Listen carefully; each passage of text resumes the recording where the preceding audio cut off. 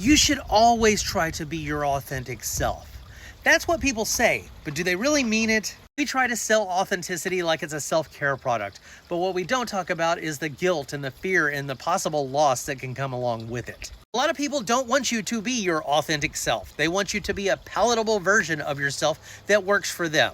Think about when you get a job. They don't say, just get out there and be yourself. People will love that. Instead, a lot of places give their employees this cookie cutter mold to kind of form themselves into so that they are palatable to their customers. And this doesn't just apply to jobs. This could be your friends or your own family that wants you to conform to the way that they feel like you should be. If you grew up this way, suppressing yourself just to keep the peace, then when you are your authentic self, sometimes that can feel jarring or just wrong. Because for a lot of us, you had to suppress yourself through a lot of your life. So when you actually do get the chance to start letting that out, it feels really foreign to you. Not only that, other people can get annoyed if you come out of that mold that they mentally put you into.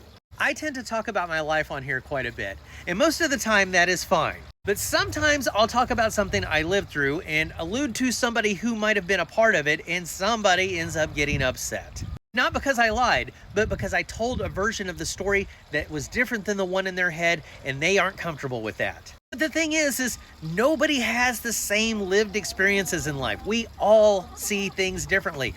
You could watch a nasty car wreck happen right in front of you, and your experience with watching that and your story about it could be totally different than the person who is standing right next to you.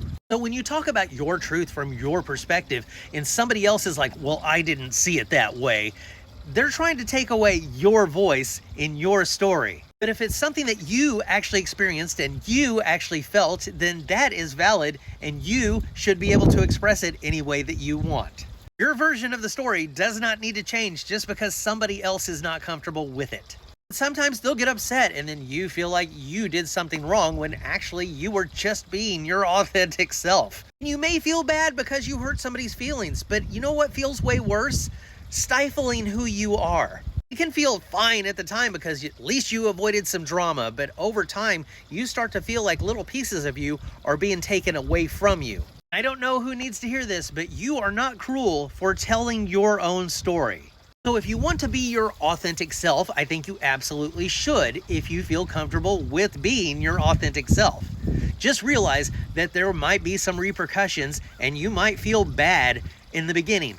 But over time, you will start to realize that you appreciate yourself more for being your authentic self.